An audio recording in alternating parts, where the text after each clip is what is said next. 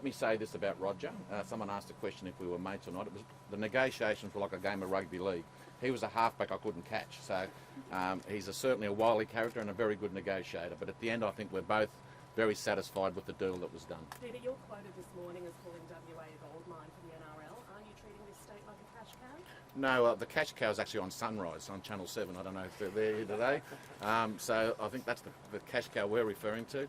No, look, it is a gold mine. It's going to have a massive return to the government here. I heard the figure of $28 million return. Our figure is actually $50 million return to the government. The beauty about this particular team is you're going to have 200,000 members coming from New South Wales called the Bears. And the Bears are a very tribal club. They love the club and they will travel. So I think you're going to be pleasantly surprised the number of visitors that will come to Perth from the eastern states and in particular the North Sydney fans. So I think what the Premier has done is he's done a magnificent deal for the economy of Western Australia, but at the same time, naturally Rugby League will benefit. Peter, just on the Bears, we're broadcast live on 9 right around the country at the moment, which emphasises the monumental occasion this is for the sport of rugby league, particularly penetrating an AFL state that is WA. But how important is it to this franchise to be associated with the Bears of the East Coast? It's extremely important. The Bears were one of our foundation clubs. They've been there since 1908. It's proven in other sports that if you have one of those traditional clubs behind the new club, it helps. What they're going to also do is provide the players, because they've got the pathways and juniors, etc. back in the eastern states, so they'll have a great partnership with the Perth Bears. But it's important that you have an established fan base, and we wanted to guarantee the visitation. As I said, this is an investment by the West Australian government, and it's got to be seen that way. Roger was very clear, what's our return on capital, what's our return on capital? And the return on capital is those 200,000 Bears fans will certainly be making the trip over to Perth. And I think, as I said, I think it's closer to $50 million return each year than the $28 million. Well, they're going to be missing out on seats. They're going to be missing out on seats because the capacity here is only 4,000. Yeah, look, you've got to start from somewhere, and we hope that let's fill it up now, and I'm sure the government, when they see how good rugby league is and how popular it is, and it's the most watched sport in Australia and the Pacific, we have more viewers than any other sport. So it's good that Western Australia are going to get on board with the #1 sport in Australia. What do you do to make sure that the Bears are going to be competitive for when they first come in? We've seen expansion teams often struggle. What sort of advantages will you give them in the early years? Look, at the moment, everyone thought the Dolphins wouldn't be competitive, and they nearly made the top 8 both years, and they're still competitive. I'm very confident the Bears will be competitive in their very first year. We're going to make sure of that. We're going to have the right infrastructure in place, and they've got a head start because they've got a combination with the Bears. The Bears are an established club, 200,000 members. They've got an infrastructure there of football managers and juniors and pathways. So you'll be surprised at how good they'll be even in 27. How important was having a WA well, let me say this and let me make it very clear. We never leaked a single word. And because if we did leak, we leaked, well, I don't know, because they were the wrong figures to start with. They were nowhere near the figures that we were discussing. It certainly wasn't leaked by us at any stage, and I can confidently say in my career, I haven't leaked a single thing. So, and I didn't start with this one. Did you want a new stadium or an upgrade to the stadium? Sorry? Did you want a new stadium? Look, we certainly want an upgrade to the stadium, and I think that'll happen. As I said, we've got to crawl before we can walk. Well, the government's got to pay for it because it's going to get the return on investment. Has that been promised to you? Not at this point. There's discussions being held, but naturally the government can't commit. But we have to prove ourselves, and once we prove ourselves, they will invest because, as I said, this is an investment by the West Australian government, and they're going to get substantial return on their investment. You've mentioned how two important different was reports the with two different figures, WA Peter. foothold here for your upcoming broadcast? Sorry? How important is the WA foothold to your upcoming broadcast rights? Oh, it's very important, and the more product you can provide a broadcaster, the more you're going to maximise your return from the broadcaster. When we did the deal, for us, it had to satisfy a business case. We always said from day one that the business case had to stack up to have the team, and it stacks up because of the additional broadcast that will be generated in the future. No doubt about that. How will the salary cap work for both Bears in their first year, perhaps for other clubs, if there's not enough 60 players to come and fill 2 sides within 2 years? Look, the salary cap will be the same as any other club, and they'll start from the 1st of November this year, when they're allowed to start looking at players. The most important aspect for us is now to procure a coach, a well-known coach that will attract the players. and we're confident that they'll attract enough players to be competitive. How far away are those announcements? Because it's a short runway to 2027. Look, those announcements will be made in the next 2 or 3 weeks. Peter, you've mentioned two different reports. Sorry? Can I get your reflections on the media coverage of the Bears expansion into this state? Well, I think the media coverage has been a bit biased in the sense that the main newspaper here is owned by Seven West Media that has the AFL rights. Let's be quite frank. So they don't want us to be here because they realise we're going to be competitive and we're going to take some of their lunch, and we eat a lot. So we'll be taking a fair bit of their lunch. Did you, out of courtesy, have you had talks with the AFL leadership about coming into WA? Get any tips from them? Anything? No, I don't see McDonald's checking with Kentucky Fried Chicken when they're opening a new store, so we certainly have not consulted with the AFL. They don't consult with us, so Which I don't. one are you, McDonald's or KFC? Actually, well, I've got to be careful because I'm on the McDonald's ad, and Kentucky Fried is our sponsor, so I like both of them. So I hope they do consult. Peter, you've mentioned two different reports with two different sets of figures about economic return. How does that happen? Who's right, who's wrong? Well, naturally, they're our figures, and the government's done their own figures. We think their figures are very conservative, and they normally are by Treasury, because Treasury officials don't normally give their kids pocket money, so they're very. Release your modelling so we can see it. Well, we can make it transparent. We've got how it's broken up, and I can provide that at any time. So will Peter, you did provide you that underestimate report today? Absolutely can provide the numbers. Did you underestimate the Premier with negotiations? No, I never underestimated a good halfback. No, he's, as I said, he's got a mean sidestep on him, but he's... and look, and I felt sorry for the Premier because he had to go to an election, and we did stop the negotiations during the election because we shouldn't have been doing them. They were in caretaker mode, and we respected that. So all this stuff about leaking and everything, that was complete and utter rubbish, and there was nothing leaked at any stage, and the story was actually a regurgitated story from about 2 months previous. There wasn't anything new in it from... That story was replicated from a story 2 months before. That's why I can assure you it wasn't leaked. Is there on the number of games yet perhaps played in Sydney? Look, the deal with the Bears is that there'll be at least one game played in Sydney, but they're going to get those because they've still got to travel to Sydney to play the Sydney teams, and they've still got to travel to Queensland and Melbourne to play those teams.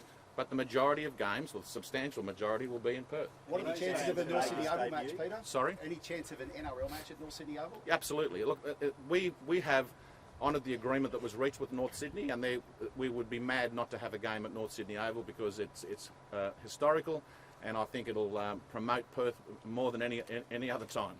Andrew, the game's achieved a lot, Andrew, over the last few years in your tenure. What's it going to be like 2027 sitting there for the first Perth Bears game? I'm incredibly excited. When I walked onto the field this morning, I had a goosebump moment. I mean, it was pretty quiet here, but there's going to be a roar, James. There's going to be a roar at this stadium in just over 18 months when that team takes the field. There'll be a roar in Perth, the city. There'll be a roar in Western Australia, and there'll be a roar around the country. And you know the passion that our fans have for our game. And I think everyone is genuinely excited. This state is about sport, and it's about community, and that's what our sport's all about. So we've had overwhelmingly positive sentiment from our fans, from our teams, and we are incredibly excited to be part of this community. Andrew, how can players become control? So there'll be an opportunity, as the Premier mentioned, this will be a community-based, member-based club.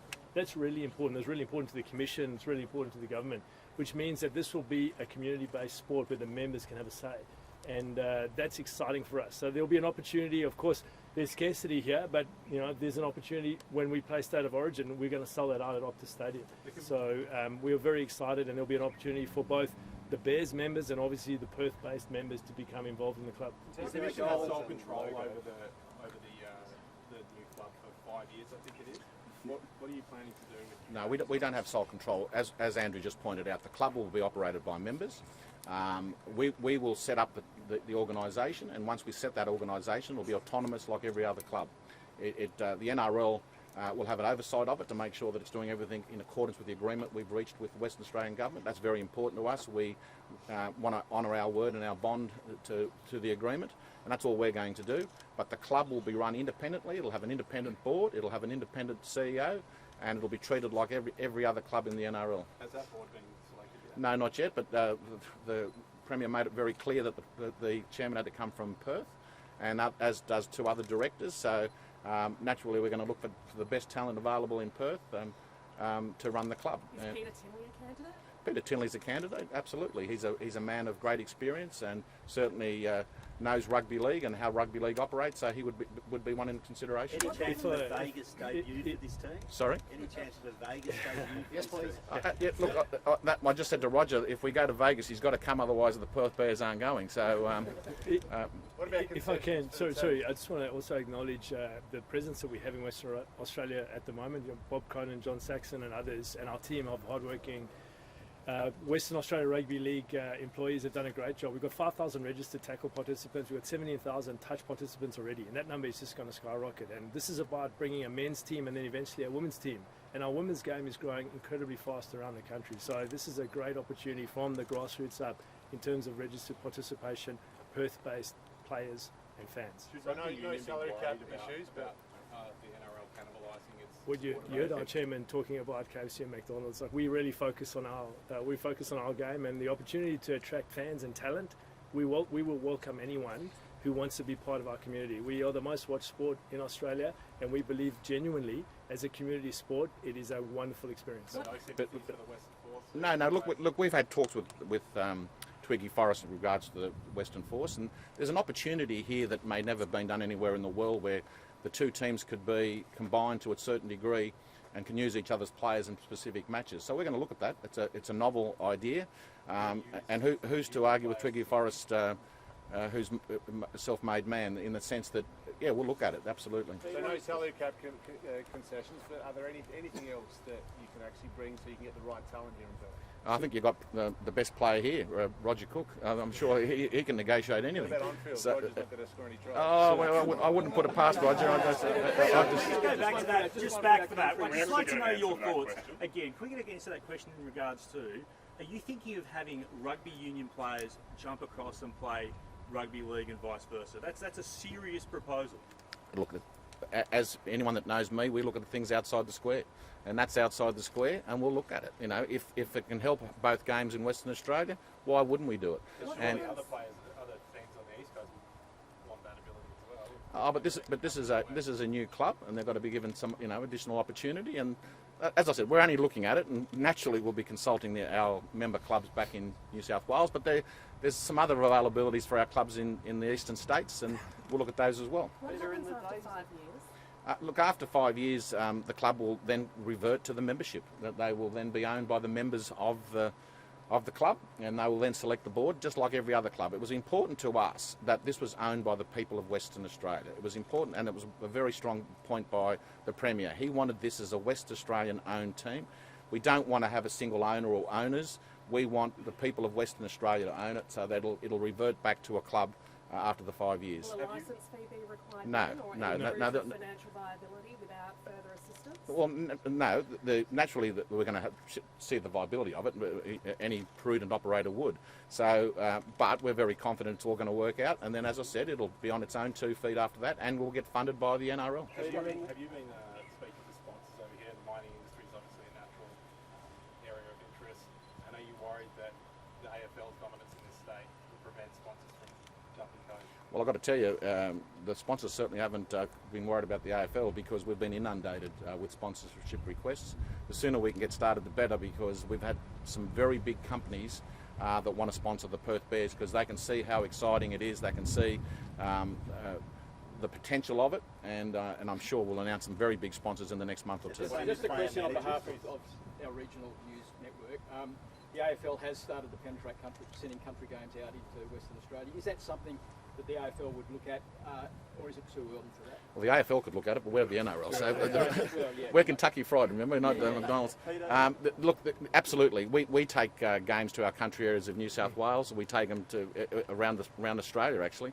So if the West Australian government wanted us to take some few games to the regional areas, we're good partners, as is the West Australian government. As good partners, we'll assist any way we can. In terms of colours and logo, do you start afresh or do you carry it? No, look, we're keen on keeping the North Sydney, the Bears colours, the red and black, because that's important. You know, as I said, they are a foundation club, and we'd like to honour the tradition as much as we can of that foundation club. So, and they've got to get something out of this joint venture, and using their jumper, I think, isn't a big ask. Rugby league fans in WA have had hopes raised and been let down before, with clubs disappearing after a year.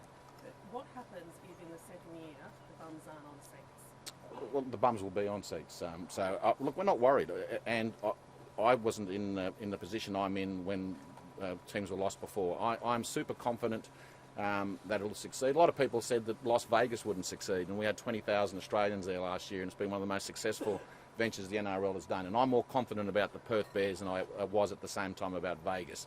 I think it'll take off and it'll be extremely popular. And the beauty about rugby league is everyone can participate. You can participate by playing tip, you can participate by playing tag, and you can participate by playing contact. And you will see a lot of people start playing tip.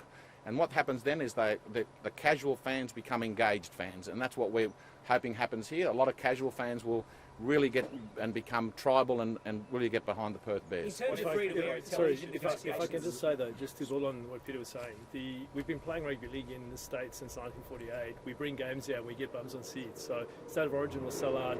We play premiership games out. We have one. We've just had one and we'll have one again. And we know that there's strong support for our code. So we are very confident. We're very confident on the response from our fans whenever we bring content here. We have a great relationship with the stadium, Tourism WA, and we are, based on the demand that we have, we are really confident in the commercial model for this enterprise. But why didn't it work out last time? That was a different context and a different situation. Different management. Two different competitions. Yeah. And they didn't have Roger Cook. They didn't have Roger Cook back then. Multiple. Look, I'm not going to 18 months divulge away, that. get ready. What a team, a location, the talent, the coach. There's a lot to be done. Are you confident? I'm very comfortable. We'll announce a CEO very quickly, and that'll be a Perth-based person at this stage. So, and once that's he's appointed or she's appointed, they will then get the football manager. It'll be out of the blocks pretty quickly, and that's why it was important that we finalised the deal yesterday, so we can get moving, because there's no doubt it's a tight time frame. But it's longer than what we gave the Dolphins. So we've been planning this, as you heard the Premier and both the Chairman say, we've been planning this for well over a year. So there's a lot of hard work that's gone into this, and we know exactly what we have to do in the right order in order to get this. Are you worried about the teams in the AFL that haven't succeeded in the heartland of New South Wales and Queensland? We're focused on the NRL and our competition, and our analysis and our preparation indicates that we know we can compete here. This franchise will compete on and off the field, commercially and football. It's important that the team is competitive. We understand that, and we're very confident we have the talent coming through in multiple areas of our game. In terms of free-to-air broadcast and TV negotiations, would you look to perhaps give Perth the opportunity to see games every week on your broadcast partners moving forward? Look, we're looking at all options with broadcast. Naturally, we want to keep the price point at a certain level so all our fans can subscribe, and that's very important to us. You can maximise the return, but it's no good maximising the return if your fans can't purchase the subscription. So it's a balancing act for us between making sure the price point is correct, making sure there's as much on free-to-air as possible, but at the same time maximising our revenues for the game. And it's a tough balancing act, but we're going to tell all broadcasters that the price point is important to us, and we want to make it affordable for everyone.